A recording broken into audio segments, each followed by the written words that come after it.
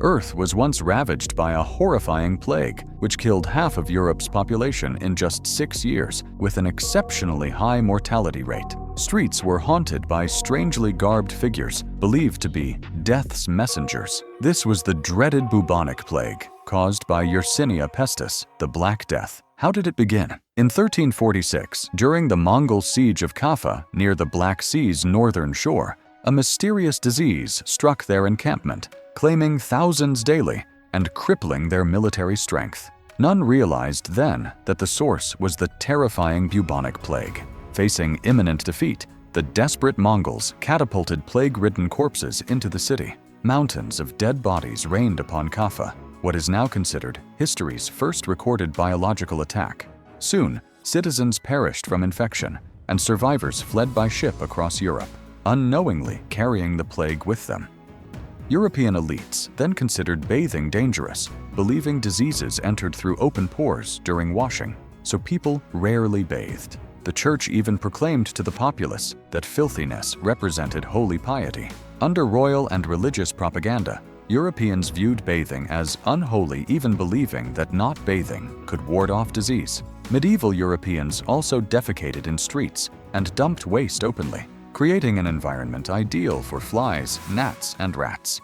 So when refugees from Kaffa landed at Constantinople, along with plague-bearing rats, rodents swarmed ashore, multiplying rapidly and infecting new hosts. Soon, locals fell ill en masse, with hourly deaths averaging 1 person. Constantinople became the epidemic's epicenter, and the Black Death in an instant destroyed the Byzantine Empire. Still unaware that rats and fleas were the culprits, merchant ships continued to carry them along trade routes until the disease reached all major Mediterranean ports. From there, the Black Death rapidly spread across Europe by land and sea, conquering nearly the entire continent within a year. Confronted with this sudden pandemic, lacking knowledge of the plague, and seeing corpses turned a strange purplish black, many believed it divine punishment. They begged the church to seek God's mercy and end the scourge, but the plague showed no mercy.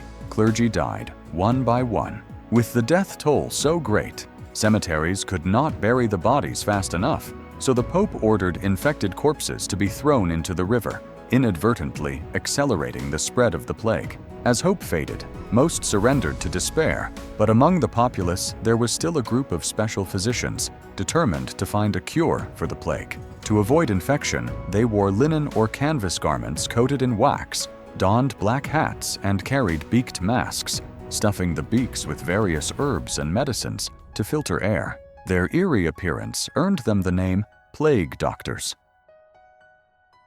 In reality, this outfit did significantly reduce the risk of infection, since the disease was primarily spread by rat fleas, which could not bite through the doctor's thick clothing.